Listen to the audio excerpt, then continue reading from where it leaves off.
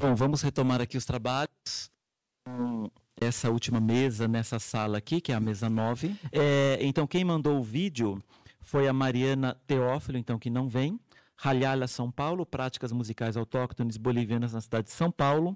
E a Carla Damiani, da UFBA, performances da dor e da perda, elaborações do luto no Peru pós-conflito armado interno, 1980-2000. E eu queria aqui, de maneira com bastante pesar, fazer também aqui a justificativa da ausência do Aristóteles Barcelos Neto, que é um parceiro constante do SEMA.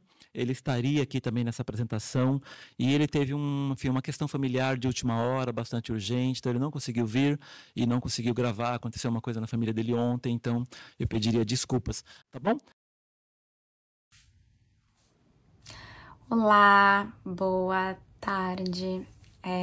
Sou Mariana Teófilo, sou recém-doutora do programa de música etnomusicologia da Unicamp, defendi no final do ano passado. Essa vai ser a primeira vez que eu vou estar falando um pouquinho sobre o meu projeto de doutorado, né, sobre como foi a minha pesquisa. Queria agradecer ao convite do Salvador, pedir desculpas por eu não poder estar presencialmente. Ia ser muito interessante eu estar discutindo com as pessoas um pouco sobre essa temática, né, que me atravessou durante todos esses últimos 6 anos. Mas eu estou na região metropolitana de Porto Alegre nesse momento, no meio dessa tragédia que está acontecendo aqui no estado.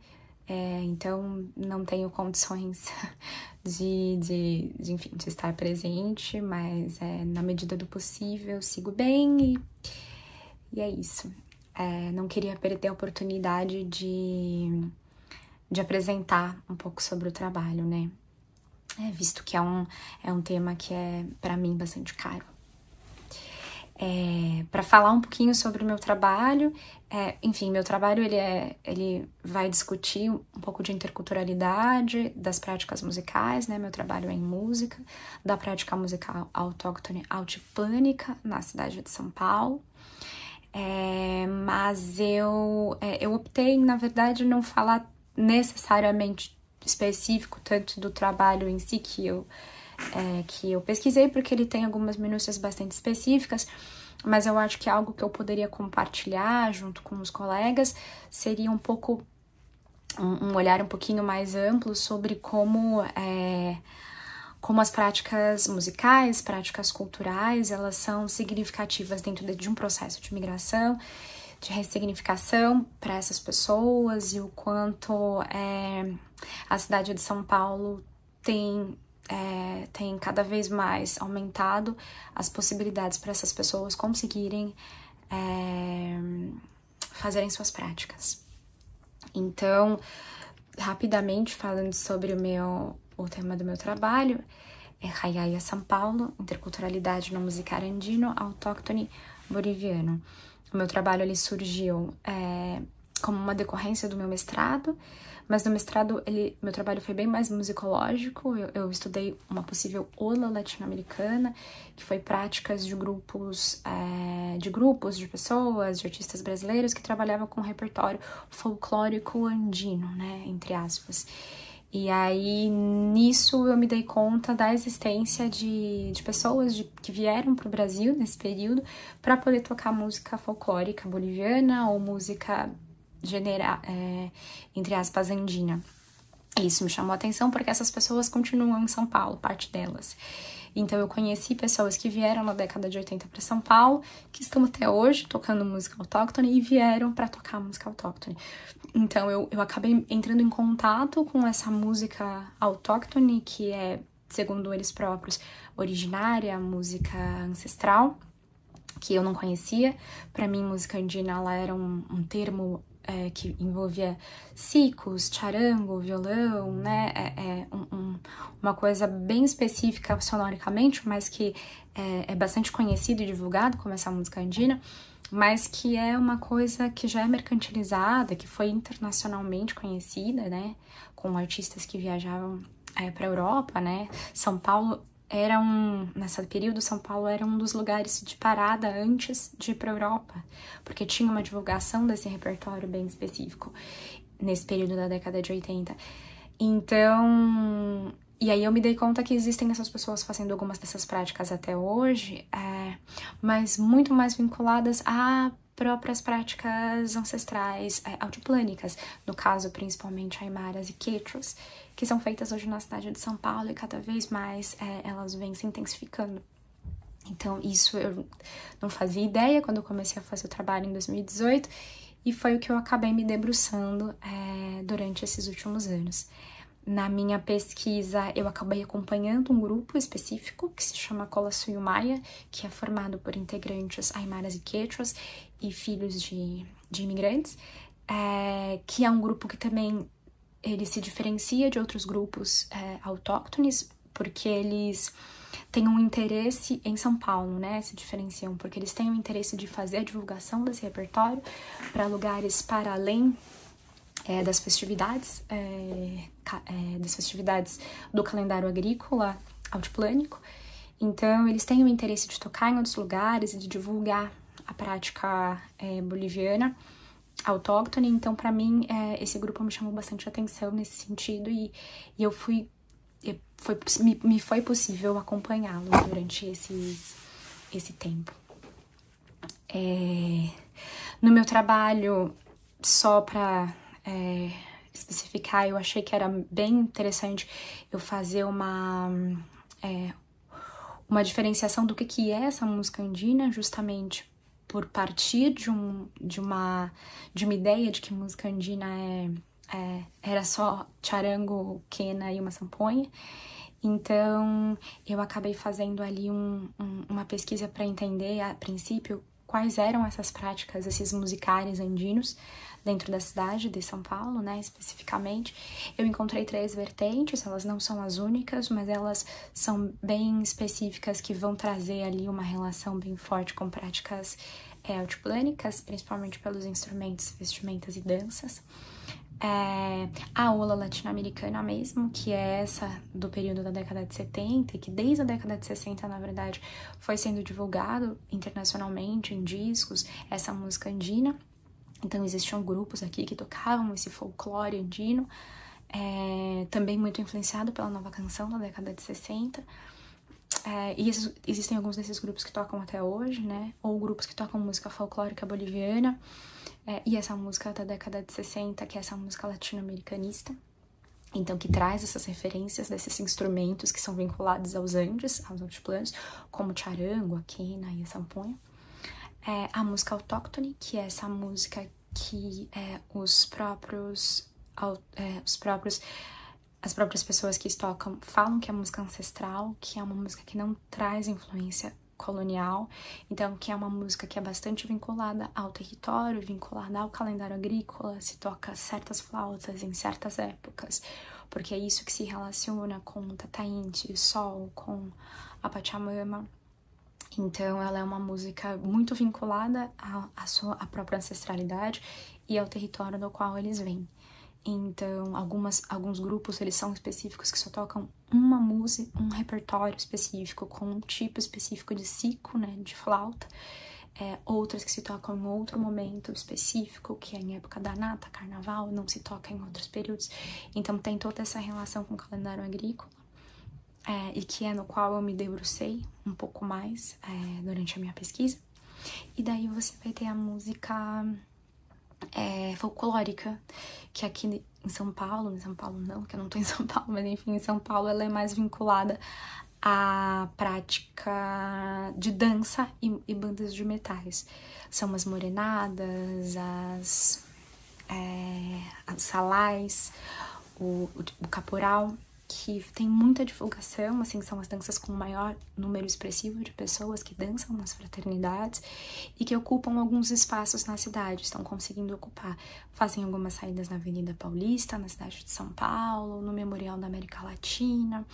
Então, tem alguns espaços no quais as danças folclóricas, elas ganham essa ocupação. A dança folclórica, ela tem a sua ancestralidade indígena, mas ela tem essa influência pós-invasão espanhola. e também um pouco sobre os grupos de pessoas escravizadas que vieram de alguns lugares da África. Mas no meu caso, eu foco na música autóctone, né, nessa música ancestral, e entendê-la como ela ocupa alguns espaços na cidade e como é possível a construção de interculturalidade a partir disso. A partir dessas práticas específicas dessas pessoas que rememoram e trazem das suas referências, das suas redes pessoais, fazer essa prática e se sentir aimaras e quechuas na cidade de São Paulo, né? Então, eu acabei, a partir da conversa com as pessoas com quem eu conheci, eu acabei me relacionando com a temática da interculturalidade crítica da Catherine Walsh, a partir de uma percepção de que parte, e se não na grande maioria, das ações dessas pessoas partem das suas demandas próprias e a partir de um processo de comunitário, de conseguir acessar ou de conseguir certos direitos que de outras formas isso não seria possível. E a partir disso, aos poucos, em conseguindo ocupar esses espaços e tendo alguma atenção razoável do poder público. Então, para mim, acho que me faz bastante sentido entender a partir dessa via as redes que são construídas para essas pessoas, para fazer a manutenção dessas próprias práticas. A gente vai ter uma relação ainda com a Bolívia bastante próxima, né? Assim, pelo menos do grupo que eu pesquiso, que vai à Bolívia buscar os instrumentos e trazem de volta. A gente tem também outros grupos com os quais aqui vai se criando redes de comunidade com outros imigrantes de outros países, com grupos de movimento negro, com outros grupos indígenas, com pessoas acadêmicas. Então, assim, existem várias redes que vão sendo construídas interpessoais que fazem com que a gente consiga ter a manutenção dessas práticas e cada vez mais, mesmo que pouquinho, elas vão ocupando os espaços na cidade. Então, esses são mais ou menos o que meu guarda-chuva de coisas que eu fiquei pensando a partir das práticas que eu fui acompanhando durante esses últimos 6 anos. Falando rapidamente do grupo Colaçuio Maia, que é o grupo com o qual eu pesquisei e que me ajudou a pensar um pouco essas práticas na cidade, né? Foi um pouco nesse sentido. Eu os acompanhei durante bastante tempo em festividades, em outros eventos. Como eu já disse, eles chamam bastante atenção por eles estarem acessando outros lugares. Tem outros grupos autóctones que não fazem isso, eles ou preferem participar só das festividades do calendário agrícola. Mas o Colaçuio, ele apresenta em bibliotecas, eles se engajam num processo que é musical, mas que amplia, de conversa sobre a culinária, né, sobre a relação com a coca, com a maíz, né, com o choclo, falar um pouco também sobre a questão espiritual, sobre o porquê se toca, por que se toca em certas épocas, por que não se toca, o quanto que a música ela influencia no processo de vivência mesmo do dia a dia dessas pessoas. Então, é um grupo essencialmente musical, mas que tem um engajamento muito grande que engloba a prática cultural como ela é, né, inteira. Então, é muito, muito interessante também acompanhá-los nesse processo. Eles são um grupo formados por imigrantes quechuas e aimaras, como eu já disse, filhos de bolivianos também. Tem um processo de aprendizado da música que é a partir da escuta, pela oralidade, eles escutam a música e vão tirando. Tocam mais de um instrumento, que é uma característica também interessante, porque alguns grupos autóctonos, como eu disse, eles são bastante vinculados ao território, então eles tocam às vezes ciclos de Italac, vai tocar Italac, que é uma prática, é um gênero de música e dança específico. E o Colaçuio tocam outras flautas, eles tocam pífano, que é o auque-auque, eles tocam tarqueada, tocam sicuriada, tocam ciclos de Italac, tocam cantos, que é cuiauaia. Então eles vão tocando vários outros, acabam tocando vários para poder fazer esse processo de divulgação, né, que é diferente de outros grupos. Então eles têm essa vontade mesmo dessa divulgação para além da comunidade, também para a comunidade, no sentido de mostrar diversas práticas, mas também para mostrar para outros públicos, que essas pessoas seguem aqui na cidade, seguem tocando e resistindo e fazendo as suas próprias práticas. Uma das coisas que me chamou a atenção no meu trabalho e que, enfim, são capítulos nos quais eu dedico, mas que aqui eu acho que é bastante relevante trazer e eu acho que é o interessante, são as práticas, algumas festividades que eles têm feito, não só o grupo, obviamente, que eu pesquiso, mas vários outros grupos e pessoas, de práticas que são feitas no Altiplano e são feitas em São Paulo também. E eu acho que esse processo dessa ressignificação dessas práticas e fazer essas práticas aqui em São Paulo é bastante interessante de se conhecer e de se saber um pouco mais. Uma dessas festividades é a Festa de Todos Santos, que coincide com o Dia de Finados aqui na cidade de São Paulo. Não na cidade de São Paulo, enfim, né, no calendário litúrgico católico, que é um evento. Eu tive a oportunidade em 21 de... eu tive a oportunidade de estar na Bolívia em 2021, acompanhando essa festividade em El Alto, e eu vi o grande engajamento que é a chegada do arraio, que seria, assim, de uma forma muito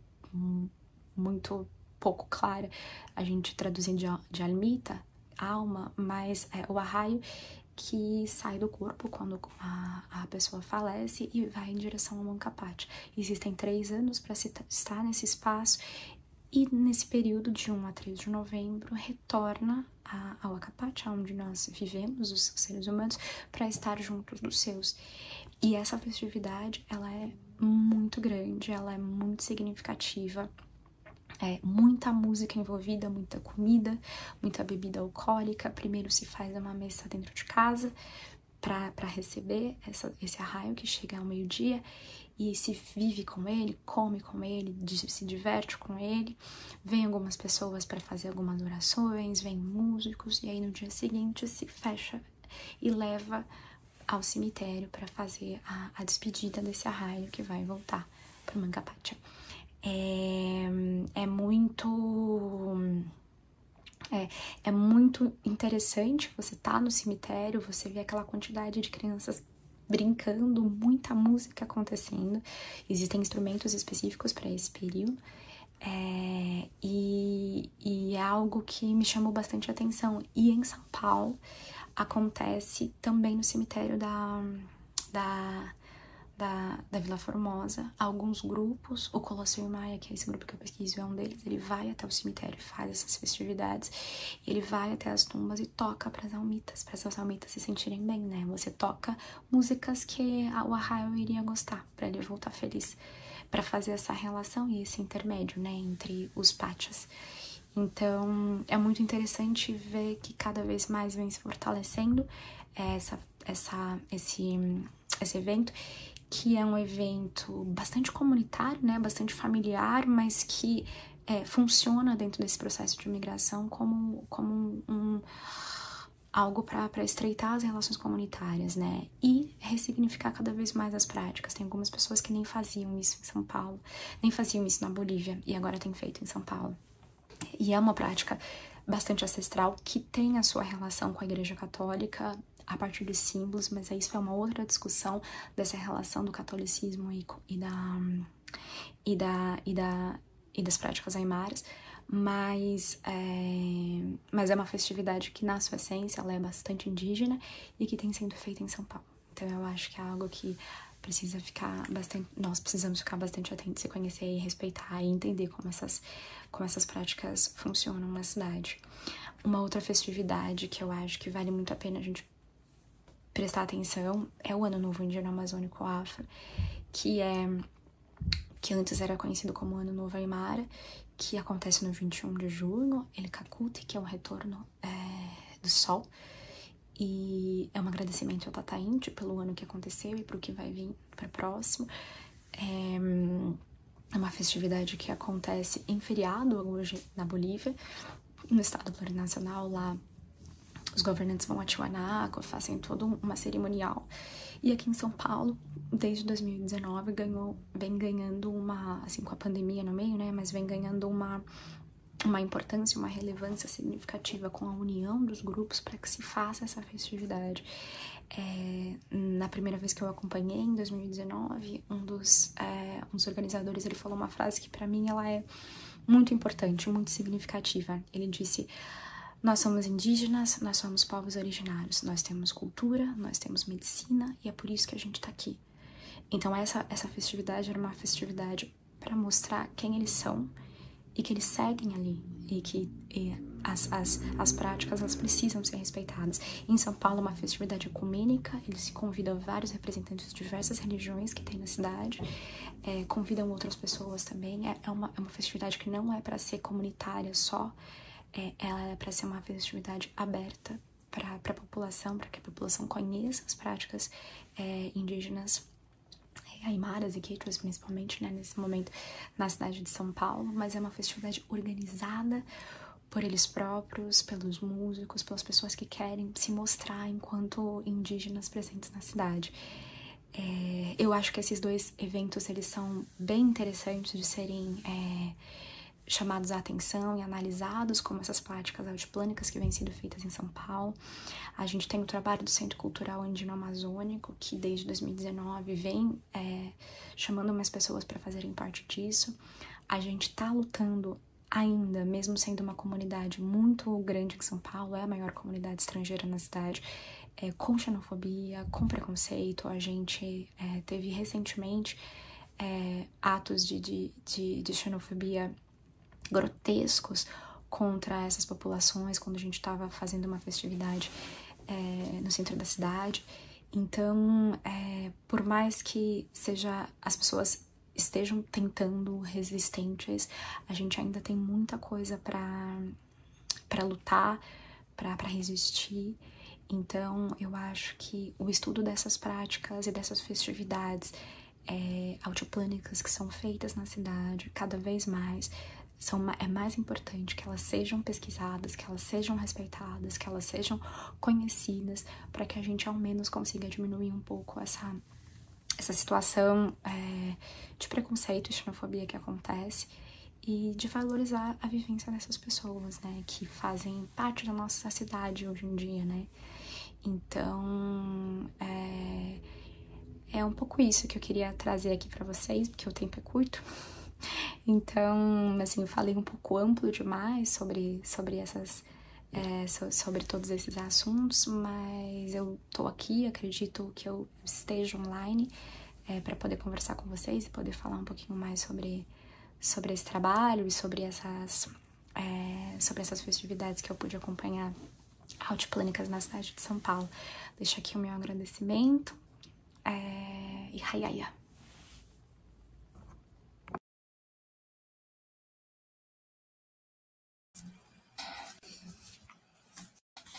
Olá, boa tarde a todos. Olá, buenas tardes a todos. Quero iniciar minha participação aqui na mesa Arte Andina e Expressões Sensíveis, agradecendo à comissão organizadora do terceiro Estudos Andinos no Brasil, Seminário Multidisciplinar. Eu me sinto muito à vontade de estar nessa mesa e poder falar de resultados, poder expor resultados parciais do projeto de pesquisa que eu desenvolvo neste momento, que é o Andinidades em Cena, Teatro, Performances e Outras Escrituras Performáticas. As minhas reflexões, elas partem do presente, em diálogo com performances del dolor y de la pérdida, elaboraciones del duelo en el Perú pós-conflito armado interno. Eu fiz uma seleção de imagens com as quais irei dialogar ao longo da apresentação e espero, ao final, poder conversar com vocês que participam do evento, com os que eu estou dividindo aqui o debate nesta mesa. Mis reflexiones parten del presente. Recuerdo el último 1 de mayo, Día del Trabajo, que Lima fue palco de la Marcha por la Dignidad y la Justicia. El evento reunió al menos 10 regiones del Perú, movilizadas por la Organización Nacional de Familiares de los Asesinados y Víctimas de Masacres en el ámbito del actual gobierno de Dina Boluarte. Desde el inicio de su mandato, fueron 7 los muertos en Apurímac, en las protestas realizadas en el 11 y 12 de diciembre de 2022. En las manifestaciones de Huamanga, Ayacucho, 15 personas fallecidas, también en diciembre de 2022. En enero del 2023, en las protestas que se realizaron en Puno, fueron 22 civiles muertos y 6 soldados. En poco más de un año, el gobierno de Boluarte cumple la estadística de más de 49 pérdidas humanas civiles en situaciones de violencia policial militar. No todas estas estaban en las protestas. Son más de 1.300 personas heridas, 600 detenidas.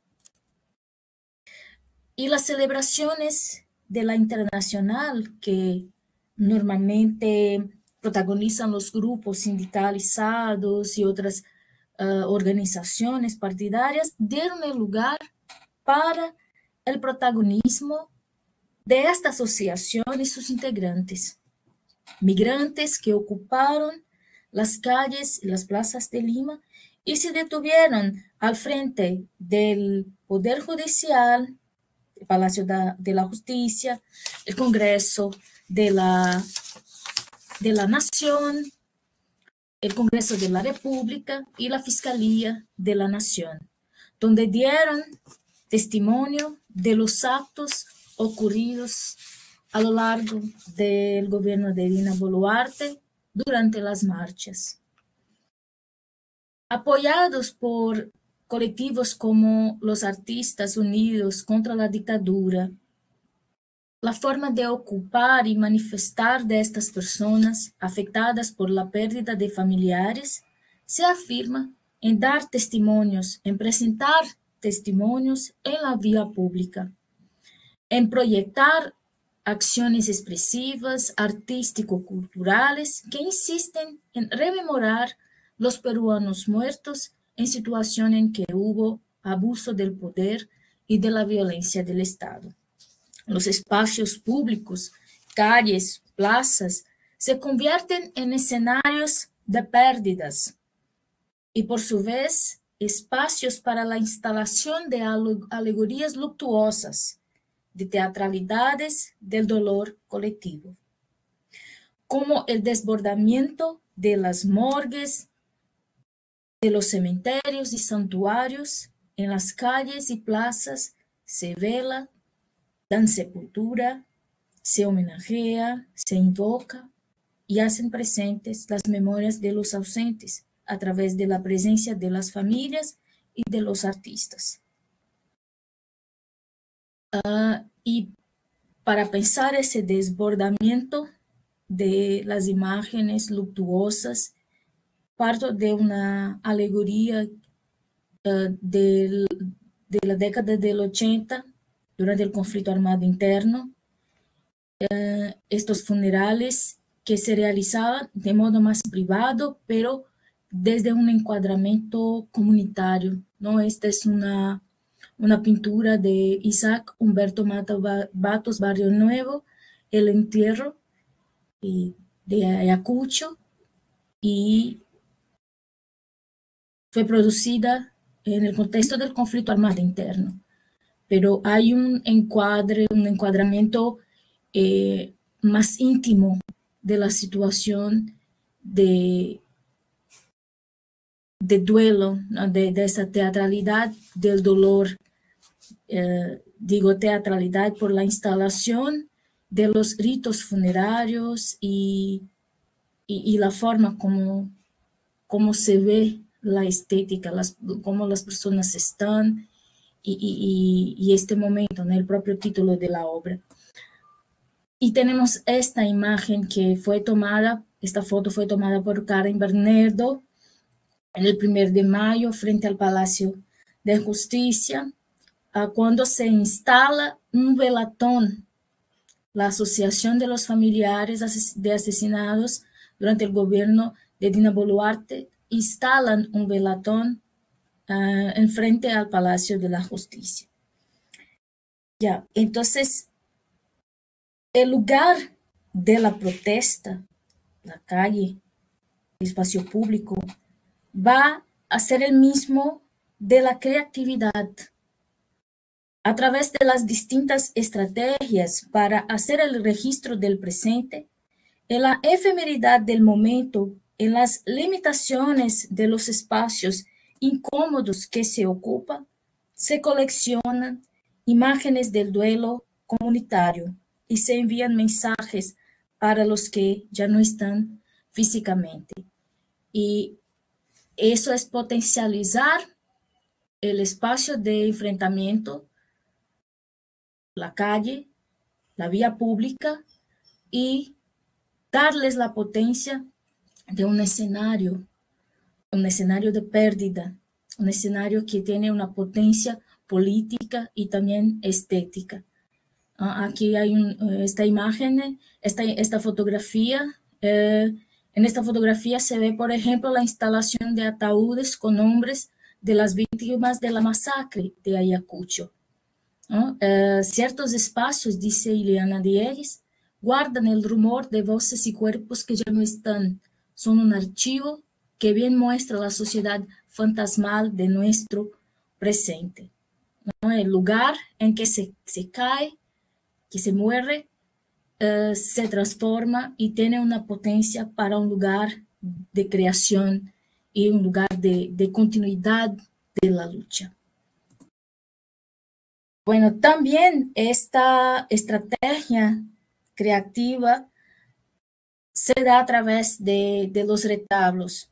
Parto de la producción del retablo de forma artística, como proyecto artístico asociado a las prácticas artesanas, en este caso desde Reinaldo Quispe, que preséntanos la situación de la masacre de Ayacucho partiendo de un encuadre que revela la complejidad del hecho, ¿no? En el nivel bajo se ve la protesta, se ve luego la violencia que se produjo en este momento.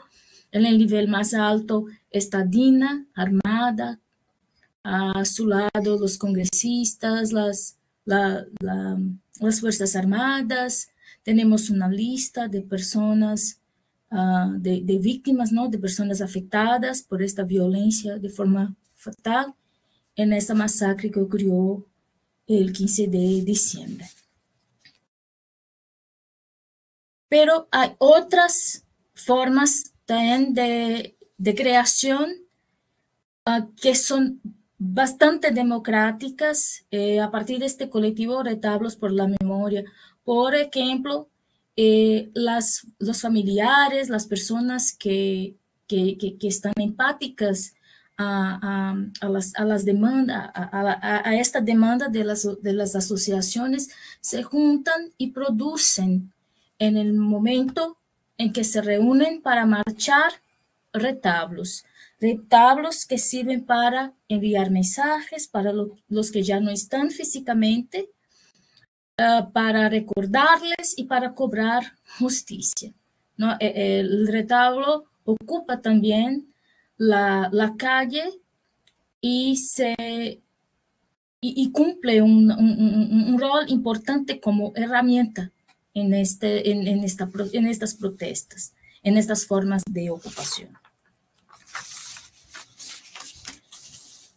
Bueno, cabe señalar que las actuales vigilias culturales y velatones instalados en los espacios públicos son instancias en las que los familiares encuentran acogida para su duelo colectivo y para un trabajo sobre la pérdida que está en diálogo con duelos y pérdidas del pasado reciente del país, relacionados al número de muertos del conflicto armado interno, más de 69.000 muertos y un total de 22 295 desaparecidos, según informaciones del Registro Nacional de Búsqueda de Personas Desaparecidas del Perú, el RENADE.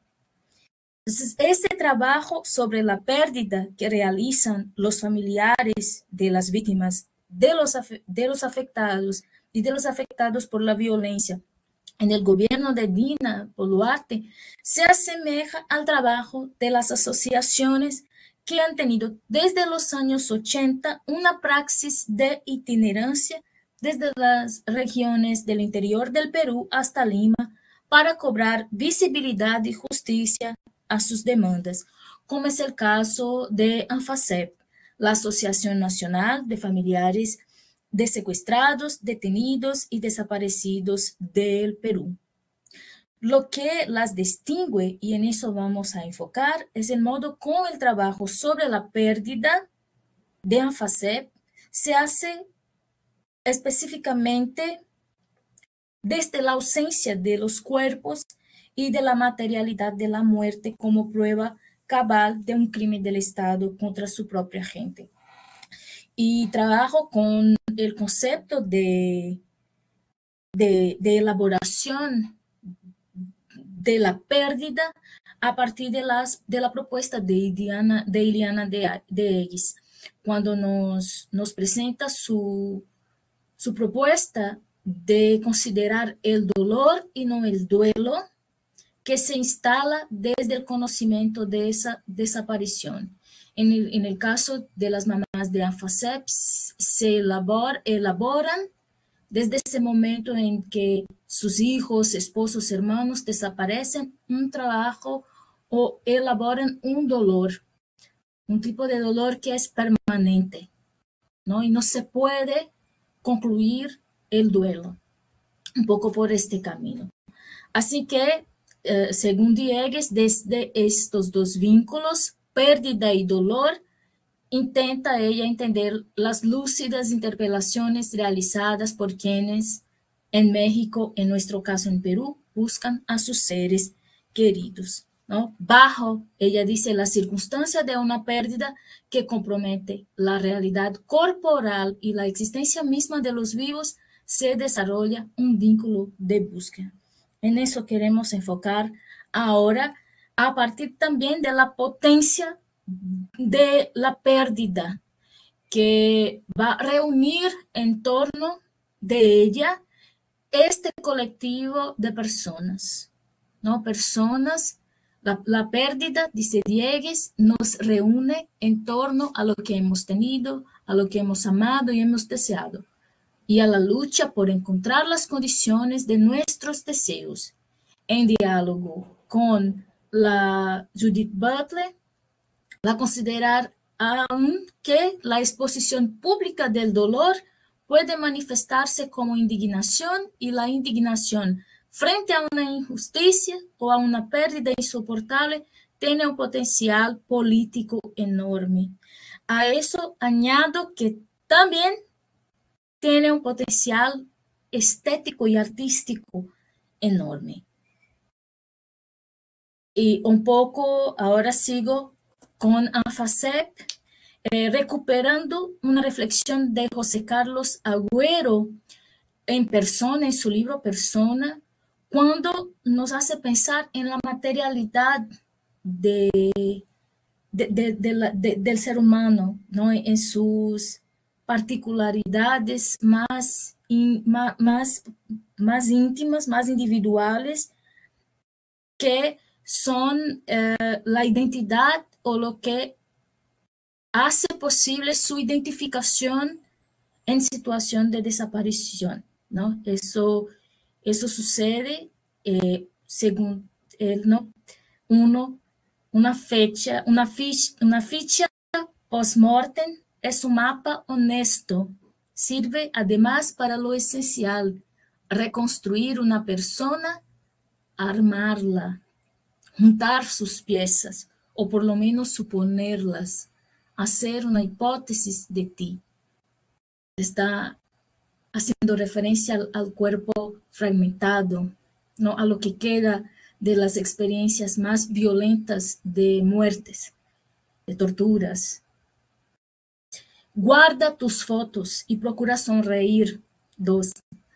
En el futuro tus dientes serán más importantes que tus ideas. Servirán para que te comparen con mandíbulas diversas. Y el último, 3. La memoria no es una batalla de discursos y simbolismos. Son tus dientes, tus caries, las muelas que te faltan. Bueno, así también en este proyecto que con el que dialogo en mi presentación, el lenguaje de los huesos, ¿no? que es este proyecto de Mosuk Nolt, que está en la primera diapositiva de la presentación. Y luego aquí hay 3 ejemplos también, que es la foto de este familiar que cumple un papel de registro de su presencia física, ¿no? Y muchas veces va a estar siempre acompañando a esta persona que sigue buscando al familiar. La foto es el índice de la materialidad física de la existencia de esta persona. Y en diálogo con la reflexión de José Carlos Agüero, sigo hablando del trabajo de ANFACEP, de una propuesta artística que desarrolla la asociación y que va a utilizar las fotografías como índices potenciales, ¿no? como dispositivos para desactivar la memoria particular de cada una de las integrantes, pero de manera general de todas las asociadas y otras personas que estaban en la función. Bueno, con la frase, la mejor noticia sería encontrarte el grupo de mamás, esposas, hijas, hermanas, sobrinas y nietas de personas desaparecidas durante el conflicto armado interno del Perú, que hacen parte de ANFACEP, terminan una acción escénica en la que son protagonistas. Ali Willacuicuna, Buenas Noticias, fue llevada a la escena en el 2019 en el Centro Cultural de la Universidad Nacional San Cristóbal de Huamanga, en Ayacucho, como una iniciativa de la asociación en diálogo con el Comité Internacional de la Cruz Roja, del Teatro La Plaza y el Festival Sala de Parto. Tuvo dirección de escena de Alejandro Clavier y dirección de movimiento de Mónica Silva Maje y un equipo de otros profesionales que trabajaron con las asociadas. El registro de la acción escénica se encuentra disponible en el repositorio audiovisual del site de ANFACEP y en ella, del sitio web de ANFACEP, y en ella podrán observar una muestra de cómo a lo largo de los cumplidos 40 años de praxis política, ANFACEP moviliza diferentes aspectos simbólicos para acomodar y dar movimiento a los flujos de la memoria individual de cada asociada y de la memoria colectiva de sus integrantes. Así es que establecen una conexión a través de la potencia de las fotografías de sus parientes entre los hechos que vivenciaron en el pasado, los hechos que vivencian en su presente y sus implicaciones, ¿no? En la temporalidad que se movimenta, porque el pasado está en el momento de la desaparición, pero la vida de ellas sigue, ¿no? A lo largo de estos 40 años. Otros sucesos ocurren en sus vidas y en la acción escénica tienen la oportunidad de contar esta noticia para este familiar desaparecido. El registro visual de Ali Willacuicuna En 3 minutos archiva lo que se desarrolló durante la acción escénica. Hay elementos informativos sobre la actuación de la asociación que en aquel 2019 cumplía sus 36 años de existencia y jornada, en permanente búsqueda de los familiares nunca más vistos después de su desaparición forzada en los años del conflicto. También la acción celebra el Día de los Muertos de aquel 2019 y se dio como un homenaje a los familiares ausentes. La acción reúne una atmósfera o instaura una atmósfera en la que entre sentimientos distintos, el anhelo, la indignación, la rabia, la impotencia por no saber el destino de su familiar desaparecido, se encuentran estos sentimientos y ahí, a través de la expresividad, se intenta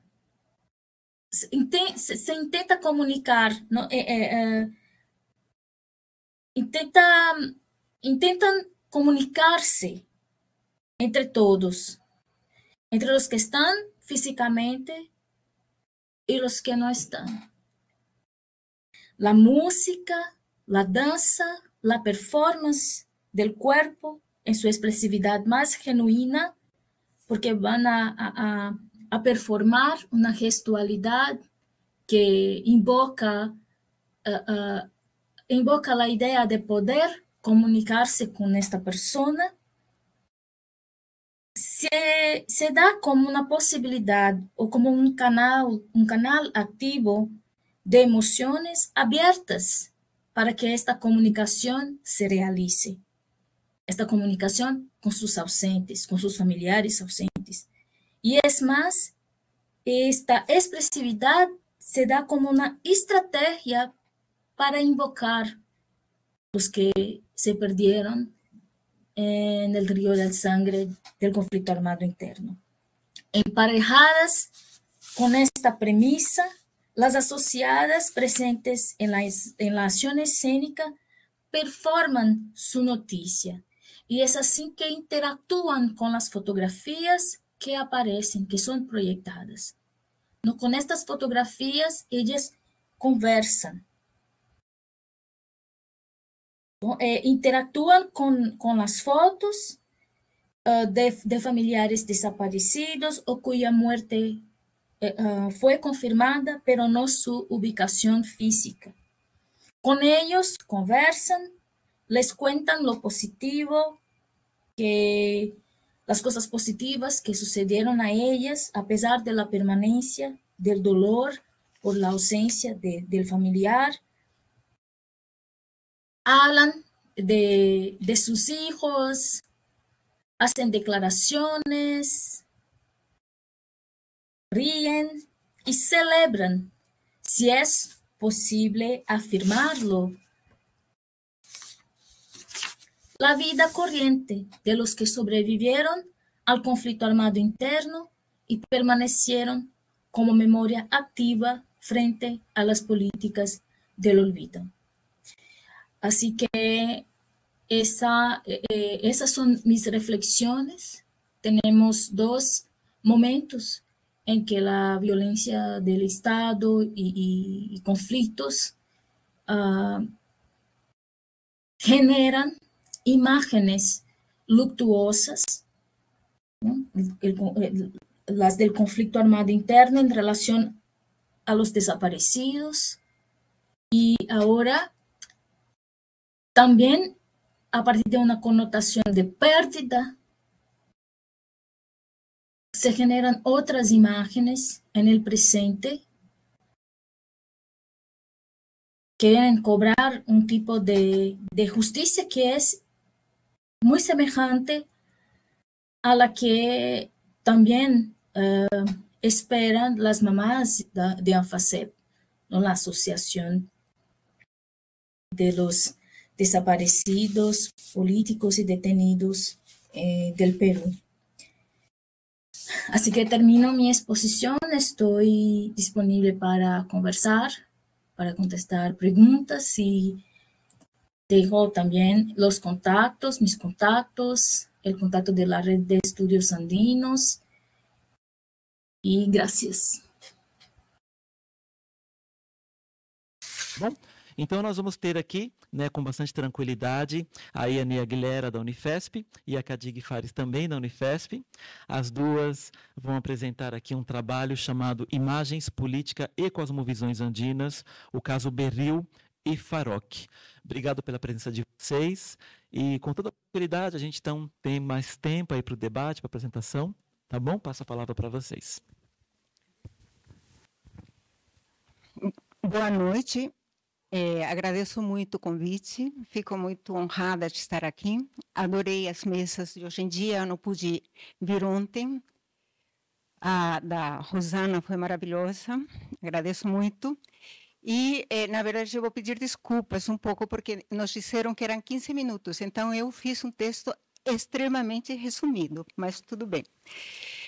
Vou me apresentar, sou professora de História do Cinema da Unifesp, do Departamento de História da Arte, e sou boliviana, filha de uma, bisneta de uma quechua cochabambina, e por parte de pai e por parte de mãe, eu sou itonama, então sou uma andina amazônica.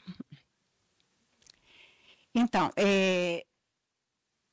feito isso, a gente dividiu, eu quero falar que essa conferência se deu porque eu fiz um artigo que me veio, esse trabalho do Farok, que eu fiquei encantada, porque eu não consegui ouvir o áudio. Pelas imagens, eu recomendo muito vocês assistirem esse vídeo do Harun Farok. Não sei se vocês conhecem, é um cineasta alemão-indiano maravilhoso, e que tem aquele vídeo chamado A Cruz e a Prata, que foi uma instalação, ela vai falar melhor, e que eu fiz um artigo sobre isso, e depois a Cadig fez uma dissertação sobre a curadoria que acolheu e que pediu esse vídeo. Então, eu vou passar, a gente se dividiu um pouquinho, eu vou passar a palavra para ela. Boa noite. Muito obrigada pelo acolhimento da organização. Eu agradeço muito, é muito bom. Fico feliz de fechar o dia de hoje, me sinto até um pouco envergonhada de fechar o dia de hoje. Eu sou Cadig, me formei agora na pós-graduação, no mestrado na Unifesp, sob orientação da professora Janete Aguilera. E eu queria me apresentar também, minha avó alagoana, nascida na Serra da Barriga, no município de União dos Palmares. E eu ainda estou sob investigação, mas provavelmente a minha família e minha parte materna seja da etnia Huaçu-Cocal. Apesar de tudo, esse nome meu é bem árabe, então meu pai é libanês, minha família é de origem libanesa, e eu sou essa mistura do Brasil com o Egito, como diria o El Chan. Bom, vou começar. Em 12 de maio de 2010, no Museu Nacional Centro de Arte Reina Sofia, em Madrid, foi inaugurada a exposição Município Potosí, como podemos cantar el canto do Senhor em terra reina. Ela foi exibida, além do Reina Sofia, no Haus der Kunst der Welt, em Berlim, e no Museu Nacional de Arte e Museu Nacional de Etnografia e Folclore em La Paz, na Bolívia. A curadoria da exposição posicionou a prata enquanto alicerce da construção de Potosí como uma metrópole global no século XVI, no mesmo patamar de Paris e Londres, nas palavras dos curadores. Isso significa que a ocupação colonial, apesar de produzir a acumulação primitiva do capital à custa do roubo e a opressão dos indígenas andinos em prol do enriquecimento da burguesia europeia, teria tido um resultado positivo, a globalização. Cultura e cidadania global, mundo híbrido, misturado, sem fronteiras. Uma narrativa para incautos. Segundo Paulo Nogueira Lima. Desculpa, segundo Paulo Nogueira Júnior. Desculpa, segundo Paulo Nogueira Batista Júnior. Resumidamente, para seus críticos, a globalização é a imposição econômica, social, cultural e política dos centros hegemônicos de poder. Tendo em vista a globalização, os colonizadores colocaram em diálogo pinturas do barroco alto-peruano ou andino, né, justapostas a obras de arte contemporânea realizada por artistas e coletivos, sendo que a maioria dessas obras foram realizadas por artistas europeus, para variar um pouco. Entre as obras contemporâneas estava a videoinstalação A Prata e a Cruz, do alemão andino Harun Farok. E é sobre ela que a gente vai falar. A maior parte das imagens do vídeo de Farok, só para dar um plano de fundo do vídeo, são planos detalhes da pintura Descripción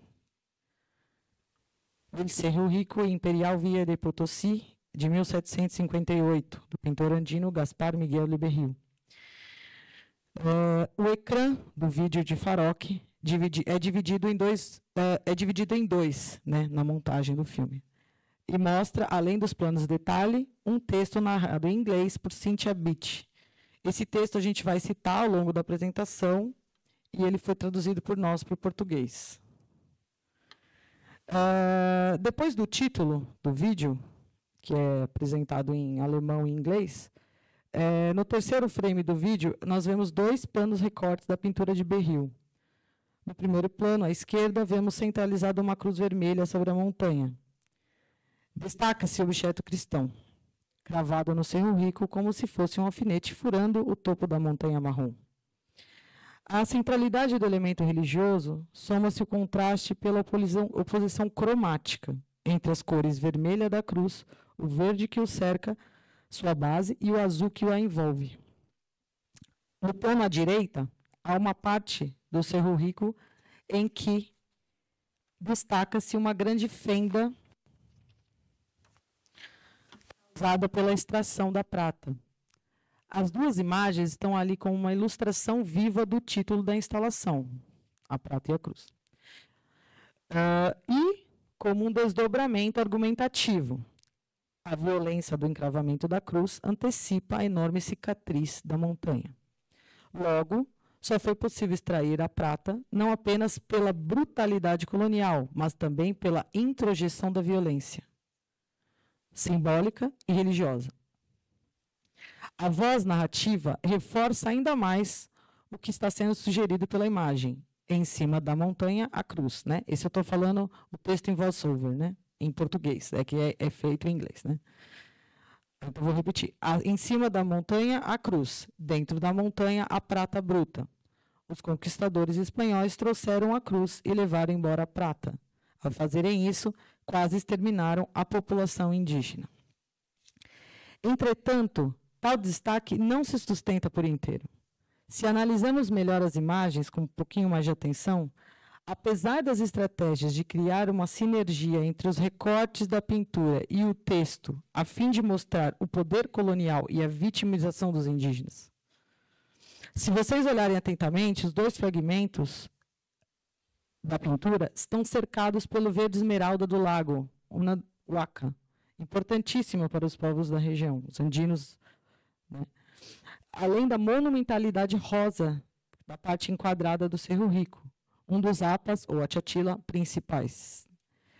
Nem a cruz, nem a fenda são suficientes para apagar a forte presença da cosmovisão andina no quadro de Berril.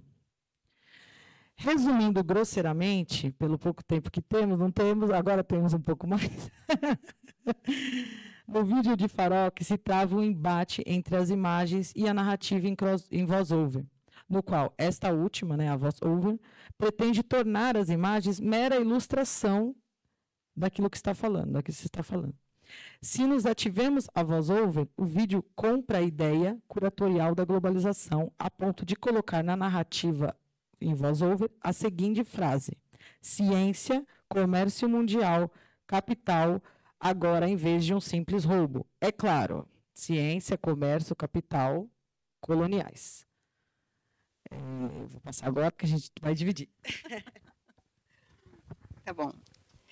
Eu acho que você deveria falar em português porque meu sotaque é forte, viu? Mas tudo bem, eu vou falar.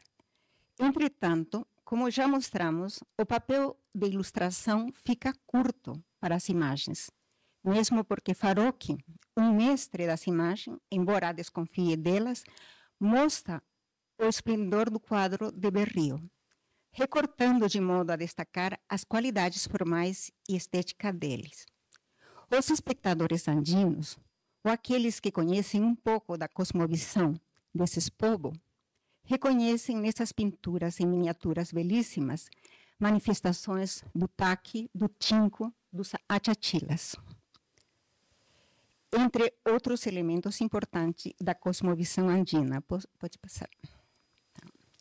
Nesses recortes, os caminhos são taques, que, segundo Silvia Rivera Cusicanqui, são itinerários de libações, danças e cantos nas rotas que conectam os huacas, lugares sagrados que os andinos visitam constantemente para se inserir dentro do cosmo. Os deslocamentos representavam, ao mesmo tempo, peregrinagens rituais e trajines comerciais. A caminhada pode até estar indo em direção de uma capela, como o texto nos informa, mas contorna uma chachila. Além disso, a Rosana falou hoje em dia, de manhã, que uma dessas idas para a capela era como não me acordo como dijiste, cajaca. Sim. Quem assistiu podem ver que eram considerados ladrões, pero que depois se transformaram em, digamos assim, personagens que podem ser considerados hasta heróis resistentes. Então, não são apenas animais de cargas que passam pelas sendas das montanhas. Tem até um músico carregando uma sanfonha gigante e um charango. Isso é super importante porque, normalmente, não é que seja só isso, mas normalmente o que se destaca do trabalho de Berrio é a questão da comercialização da prata, sabe? Mas há em Berrio uma série de coisas que também acrescentam coisas que são super interessantes e que vão além daquilo que se lê como pintura barroca no continente ou no subcontinente. Tá? O taque ganha aqui um caráter de celebração dos ancestrais e da festa, lembrando que ele marca caminhos que ligam as huacas. Nessa imagem, a voz-over, pode colocar outra, diz que se trata de uma briga violenta banal. Mas, para nós, Berrio parece pintar o tinco. Pelo menos imaginamos que isso seja. Um ritual que encena um combate guerreiro, que também é uma zona de encontro, onde se juntam dois elementos que procedem de duas direções diferentes. Tinco tapata, encontra-se os que vão e os que vienen en el camino, ou hasta um encontro amoroso, segundo Tristan Platt. O que a voz-over não explica, e parece nem estar interessada, é que ao lado da luta vemos dois homens tocando tambores de percussão marrom escuros, com tampos de peles de corvins, claro, provavelmente um huancara, instrumento pré-hispânico usado até hoje em rituais nos territórios andinos. A música e o combate mostram que se trata de um ritual festivo. O combate é interpretado por Platt como um mecanismo regulatório das comunidades indígenas andinas, na qual representantes de cada uma delas brigam, de modo que é um freio institucionalizado para as pretensões expansivas do outro. E, finalmente, os achachilas.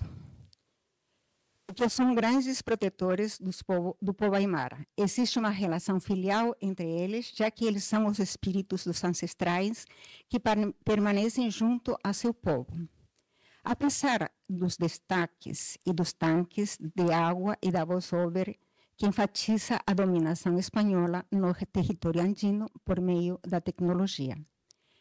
Tal proposta, induzida narrativamente, tem posição bastante semelhante à da apresentação feita pelo diretor do Museu de Berlim, Bernard Scherer, para o catálogo de Princípio Potosí, que direciona a leitura da pintura de Berrio para as mudanças urbanísticas provocadas pela engenharia hidráulica colonial espanhola. Nova tentativa de aparelhamento das imagens, presente desde o primeiro frame da sequência aqui analisada. No entanto, para o espectador andino e aquele que, como nós, ficamos encantados com as imagens presentes no vídeo de Farok, mas são imagens do Berrio, já não é mais possível se contentar com esta leitura. Os códigos secretos, propostos como direção das pesquisas sobre os Andes por Rivera, nem parecem tão secretos na pintura de Berrio, que inclui a cordilheira de Caracari, envolvendo o território potosino. Do nosso ponto de vista, é quase perverso querer nos forçar a ver naquelas imagens, de tamanha potência geográfica e cosmológica, apenas traços da engenharia colonial, insistindo uma vez mais na versão histórica de que o território teria sido completamente dominado pelos espanhóis e a cidade criada segundo os moldes europeus. Aqui fica explícito que nunca se pode, apesar da vontade, dominar ou desviar completamente de uma chachila ou de uma huaca. Os reservatórios de água e canais inegavelmente estão lá, porém completamente submergido na cadeia montanhosa. Sequer é possível afirmar que exista uma relação agônica e abigarrada entre os achachilas e os reservatórios de água. É neste momento que o quadro parece pender, por entre as tramas tensas da época colonial, a força matriz indígena que resiste à violência e domínio da colonização. E aqui nós terminamos.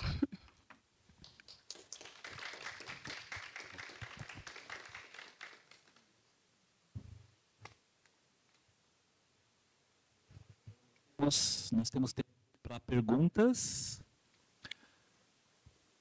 Cansados, cansadas, cansades?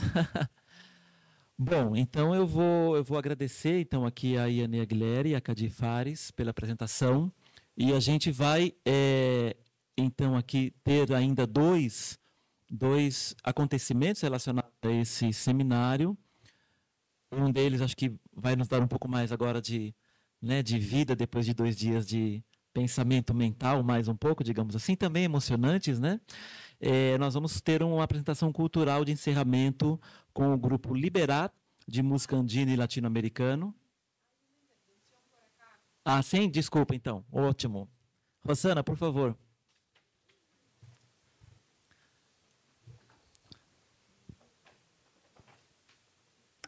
Gracias. No puedo dejar de intervenir porque es el cuadro de Berrio, es Potosí, pero además es la exposición de Principio Potosí.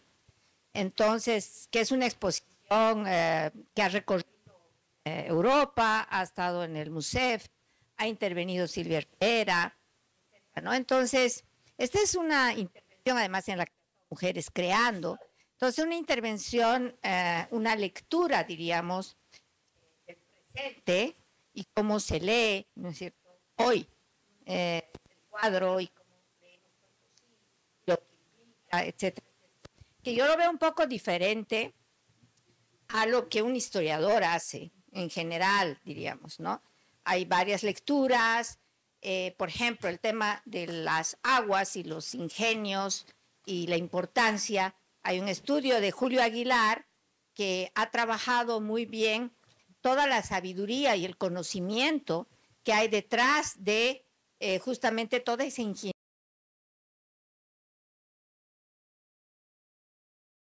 o solo colonización. Uno niega a la vez ¿no es cierto? Todo el conocimiento y la sabiduría que hay detrás. Nadie niega la colonización, nadie niega la coerción, pero creo que señalar solo eso puede ocultar e invisibilizar todos los conocimientos y el trabajo que hay detrás de todo eso, ¿no? De la misma manera con la cruz.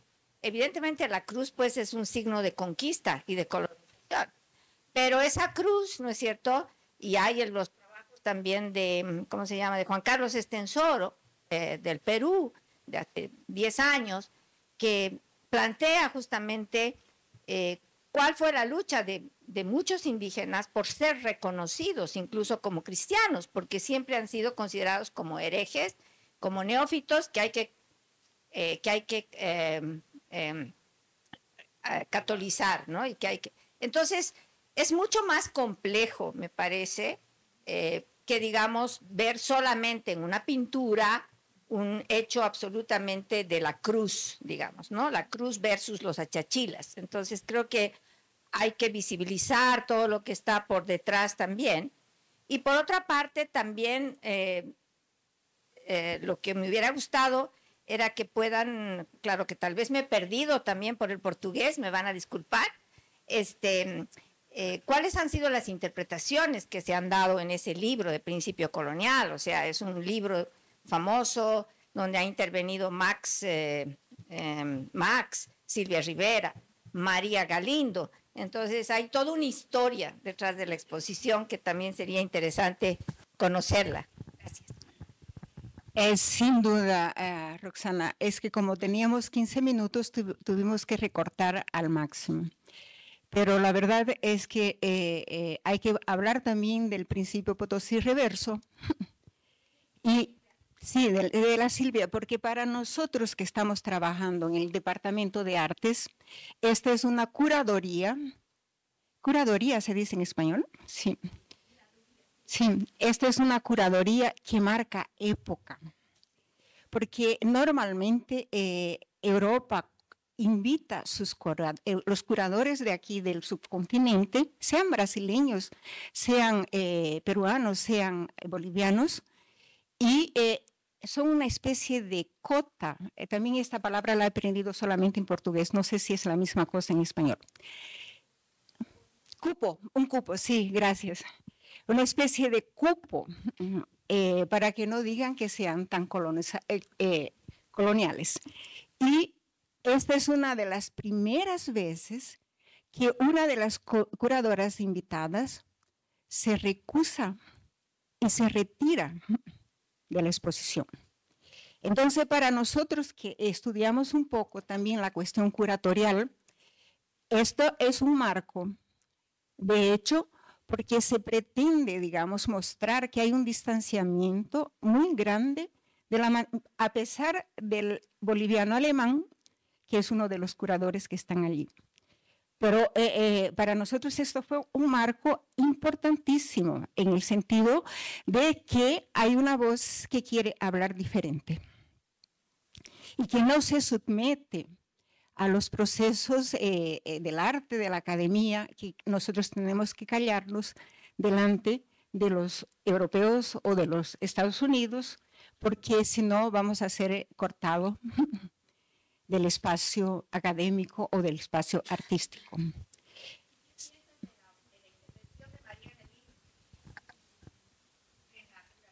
Sí, es que yo soy solamente, yo estudié mucho más a Farocchi, quien hizo un trabajo un poquito sobre la curatoria, es la Cadinge, ella vai falar mejor. Na verdade, eu comecei estudando curadoria e me encantei pelas imagens e fiquei numa descrição de imagens. E a gente tentou ver para além do... A gente queria ressaltar a cosmovisão andina, porque o texto do vídeo é muito... reforça um discurso de que os indígenas eram meras força motriz da exploração colonial. E não, tem sobrevivência, não tem existência, né? E tem as imagens, o que a gente quis dizer que, claro, né, tudo é muito tenso e agônico, né? Existem indígenas que querem ser reconhecidos como cristianos, mas existem outros que não, né? E querem preservar a sua forma de ver o mundo, né, de cosmovisão. Mas a Princípio Potosí foi uma exposição que a Maria Galindo teve uma intervenção com a Virgem, La Virgen del Cerro, que é uma tela, um óleo sobre tela, que é anônimo, mas muitos dizem que é do Berrio, né? Alguns dizem que é de Berrio. Não? A Virgem del Cerro? Não, tem gente que acha porque ele está anônimo, né?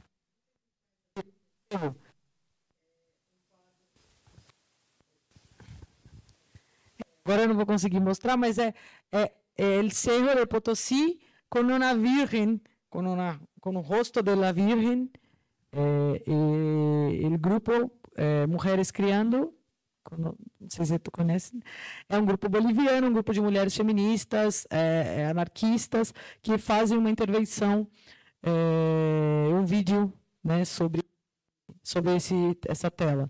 E Maria Galindo é impressionante, acho que é uma das artistas mais importantes que a gente tem, assim, sei lá, América Latina, vamos falar assim. Para mim é uma guerreira, ativista, não só uma artista, é uma abortista também. A gente tem que falar as coisas, né? Porque senão a gente não fala mais nada. E é uma intervencionista no campo da arte, né? Ela é uma articuladora dos discursos e ela quebra com alguns discursos. E eles têm a rádio, ela tem uma rádio, acho que acompanha a rádio dela, é uma rádio muito importante. Então, é uma forma de ativismo muito importante, né? O rádio, que sumiu agora um pouco, Rádio Deseu. Tem a representante.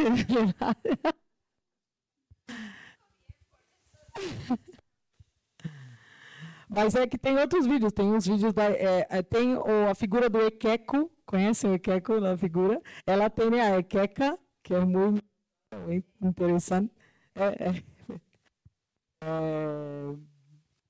Mas não sei, acho que é isso. Temos mais duas perguntas, podemos juntar? Só vou terminar um pouquinho com ela e podemos terminar. Mas também, Rosana, sabe que, para mim, a Maria Galindo quebra um pouco com toda essa tradição da releitura do barroco, que vem muito da Teresa Gisbert e que vem muito da Siracusano, não sei se... Sim.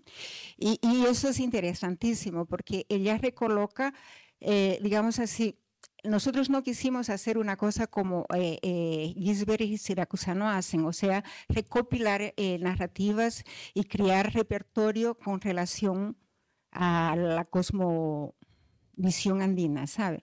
Lo que quisimos mostrar es que hay un poco esa tentativa, y esa tentativa es un poco lo que nos interesa, por eso que nosotros estamos así preguntándonos hasta qué punto la cuestión de la globalización no es un discurso impuesto y que nosotros estamos repitiendo un poco sin saber hasta qué punto nos conviene repetirlo o no. Era una cosa que te preguntaba, porque sí, no, después podemos conversar, sí. Sí.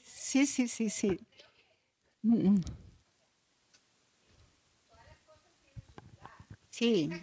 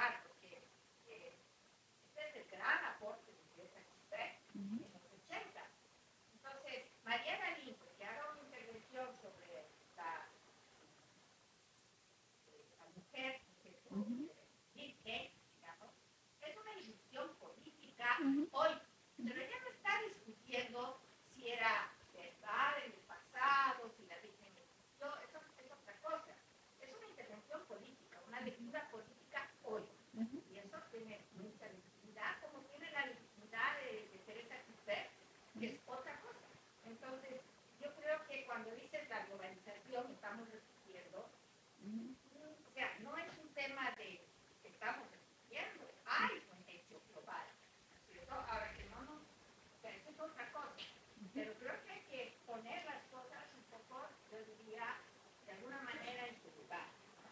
Una intervención política, hoy resistimos a un aporte, ¿no es cierto?, de otra persona en su momento. Entonces son dos cosas distintas. Mirar, ¿no es cierto?, en el cuadro de Berrío, la chachila, sí, un cerro es una chachila, pero Berrío estaba pensando en eso, no sé, o sea, es muy discutible eso ahí, ¿no? Ahí no tiene ya. Ah, imagínate. Oi, Khadijane, obrigada pela apresentação. Eu queria, na verdade, tentar compreender melhor, aproveitando que a gente tem um pouco mais de tempo, mas o quanto vocês conseguiram elaborar uma contranarrativa ao que eu entendi que era o discurso do Farok, assim, em relação à obra. E talvez, pensando nisso, né, numa intervenção no presente, né, como vocês, porque imagino que vocês também estão situando a análise que vocês estão fazendo neste presente de uma forma política, né? Questionando a validade, né, desses discursos que acabam legitimando, né, de violência no passado, né? E aí eu queria só entender um pouco como vocês fizeram esse contraponto, sabe? A análise de vocês. Assim, vocês fizeram, a Khadija mencionou que foi mais descritiva, foi apenas textual, ou você chegou a produzir um material audiovisual, também pensando que o vídeo tem ritmo, né? Você comentou essa espécie de voz em off que vai sendo contraposta, né, com as imagens. Não sei, só para eu entender melhor como foi a análise de vocês. Assim. Vamos juntar aqui mais uma última pergunta do Pelayo e passar para as convidadas. Muchas gracias. Yo lamento intervenir porque me he perdido un poco la introducción de la conferencia y tal vez lo que diga sea un poco repetitivo, pero me interesa mucho este tema porque, bueno, creo que de fondo hay un debate que tiene que ver con ese mensaje, ¿no? Cómo encontramos en ciertas obras barrocas el cruce, una mezcla que de luego no fue una mezcla simétrica, sino asimétrica, ¿no? de dos culturas, y que hace que sea muy diferente, ¿no? Los cuadros que se producen en Europa y los que se producen en América, ¿no? Esos elementos distintivos, ¿no? que mencionaba Rosana a través de Teresa Gisbert, que está la presencia indígena, porque en muchos casos eran indígenas algunos de los artistas que hacían estos cuadros, ¿no? Y que además tiene un uso ideológico, ¿no? O sea, adaptar ciertos relatos occidentales al contexto concreto americano, ¿no? Con sus escenas, con sus personajes. Entonces, lo que a mí me interesaría preguntaros es cómo entendéis vosotras que afrontó eso Principio Potosí. Ese discurso del mestizaje, que es como se ha solido leer el barroco, lo que se conoce como el barroco cusqueño o el barroco hispano-guaraní, que decía Josefina Pla en el caso de los muebles, de las misiones jesuitas. En fin, ¿os parece que Principio Potosí es como un poco una reacción frente a ese discurso del mestizaje a través de una crítica colonial que está en boga en ese momento? ¿O cómo entendéis esa lectura que hace de esta obra Principio Potosí? Y de nuevo, perdón si es un poco repetitiva. Estás hablando de la exposición, no del libro de la Silvia Rivera. Sí. Entonces, ella te va a responder un poquito antes, pero solamente haciendo una aclaración. Sin duda, Roxana, la Teresa Gisbert inicia estudios importantísimos. Yo no estoy, como se dice en portugués, misturando alos con bugallos. Estoy queriendo decir que nuestra lectura no parte de esa tradición de estudiar lo barroco en términos históricos, y parte más de una discusión sobre los discursos que se imponen a través de esta cuestión que es Harun Farocki y Berrío. Y de cierta manera que también a María Galindo hace con relación, pero lo hace muy bien, mucho mejor que Harun, porque las imágenes de Harun son maravillosas, pero el texto es terrible, es súper colonial. Y en ese sentido, digamos, tal vez no me deje entender, pero considero a Teresa Gisbert un puntapié increíble sobre los estudios coloniales del barroco. Pero queríamos ir un poquito más allá de solamente indicar la cuestión indígena. Y todo lo que estamos pensando sobre el cuadro son imaginaciones de nosotros. Pero hay que saber imaginarlo, inclusive en historia, y en sociología y en antropología, en lo que ustedes quieran.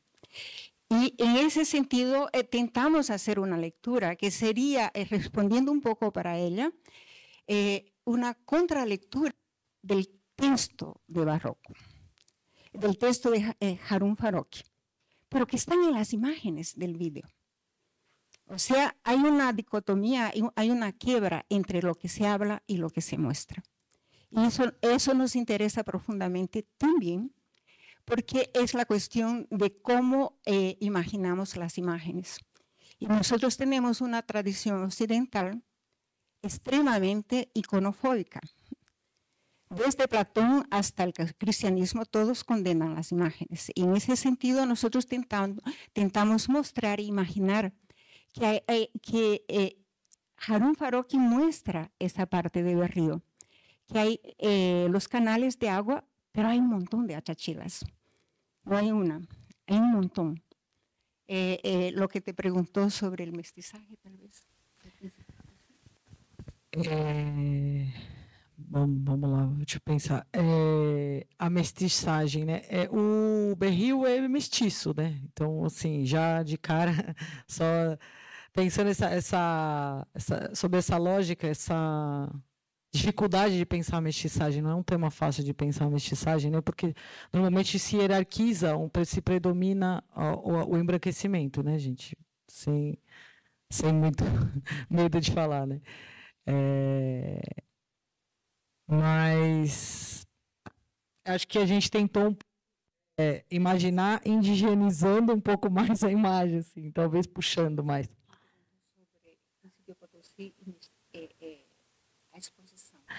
Sobre a exposição. Mas eu não entendi a mestiçagem na exposição?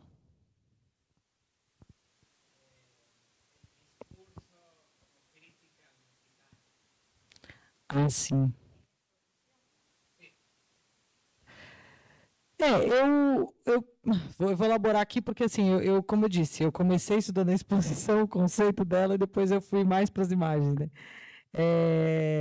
Eu entendo muito esse princípio, mas como um princípio também que não está estável no tempo, né? Assim, porque senão a gente cria uma certa identificação parada e estanque, né, no tempo, mas eu entendi o princípio Potosí como um início, né, essa era a prerrogativa da exposição, né, o princípio Potosí como um início da modernidade, que daria, né, você começaria ali a ideia de globalização, né, essa é a defesa da curadoria. Mas, em contraponto à mestiçagem, eu não sei, eu fico na dúvida. É mais complexo, talvez, é isso. A mestiçagem é uma coisa que não é muito falada nos discursos dos textos, né?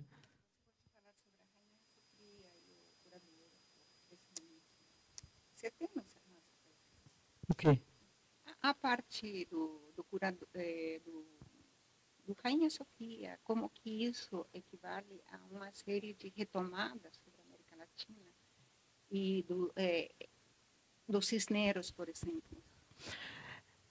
Ela estava me dando um toque aqui, né? Eu fiz uma retomada, né, para entender como é que surge esse processo da exposição, e eu critico um pouco o Reina Sofia, assim, né, porque ele se diz... ele propõe esse projeto, que eu acho importante, agora é uma exposição fixa, né? O projeto foi fundamental, assim, esse projeto Princípio Potosí foi um projeto que marcou época e marca ainda. Acho que é uma exposição importantíssima, assim, para mim, como pessoa que trabalha com curadoria. Mas o que acontece é que houve um escoamento de obras e de serviço para lá, né? Não houve uma troca muito legal as duas instituições, por exemplo, a boliviana, né? Não entendeu?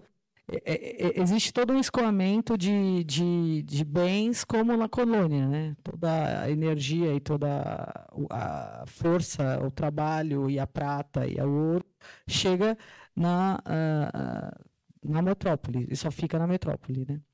E a gente ainda é um pouco assim, não sei, vira-lata aqui no Brasil, de achar que isso é bom, né? A gente acha isso como um reconhecimento, né, das instituições. Não sei se estou respondendo, mas eu queria responder a Ju.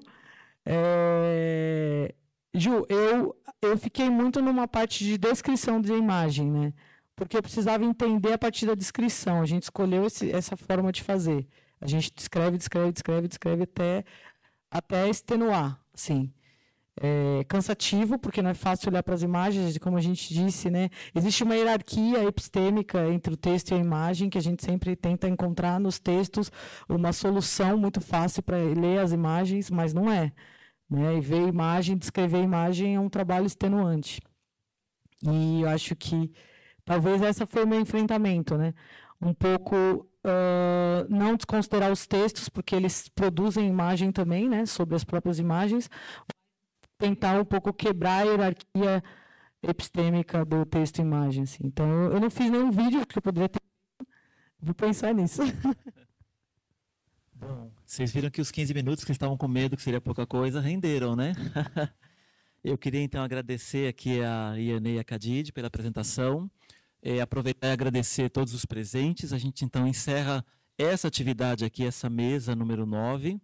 Mas agora acho que sim, né? Eu convido vocês então para daqui a pouco, a partir das 8h30, um encontro com a apresentação cultural de encerramento aí do grupo Libertar, de música andina e latino-americana, que vai acontecer, está na programação do evento aí, né? Para todo mundo, está convidado, no Bar Chuá, que fica na rua Estevão Barbosa, 25, aqui na Pompeia.